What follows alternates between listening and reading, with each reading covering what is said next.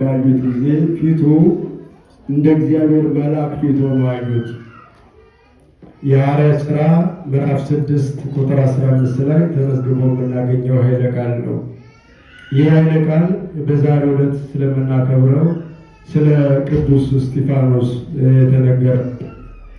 ቅዱስ እስጢፋኖስ ቅድም ሲነገር እንደሰማችሁት ከሰባቱ ዲያቆናት አንዱ ሲሆን ቤተ ክርስቲያን በአደባባይ ከፍ ብላ እንድትታይ ያደረገ ነው።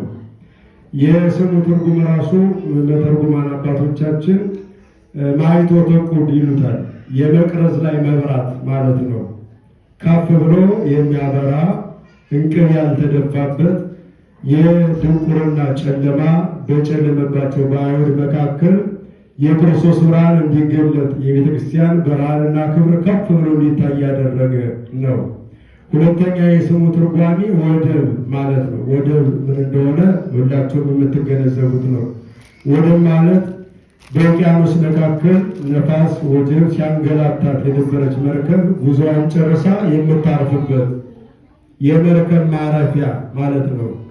እንደዚህ ሁሉ አማናዊት መርከብ የሰው ልጆችን ከምድር አሳፍራ ወደ ሰማይ ጉዞ የምታደርገው ቤተክርስቲያናችን ያረፈችበት በትምህርቱ ማረፊያ ይሆናል፣ በምስክሩ ማረፊያ ይሆናል ስለሆነ ወደብ ይባላል። ቅዱስ እስጢፋኖስ ለሁላችን የነፍሳችንም የስጋችንም ማረፊያ እንዲሆን እግዚአብሔር አምላካችን ይፍቀድልን እና ቅዱስ እስጢፋኖስ የነበረው የመጀመሪያዎቹ ክርስቲያኖች በነበሩበት ዘመን ቁጥራቸው ከ8,000 ያልበለጠ በቁጥር ትንሽ፣ ስራቸው ደግሞ በጣም እጅግ ከፍ ያለ ክርስትና መዓዛው ሰዎችን ሁሉ ይስብና ያቀርብ በነበረበት ጊዜ የነበረ አገልጋይ ነው።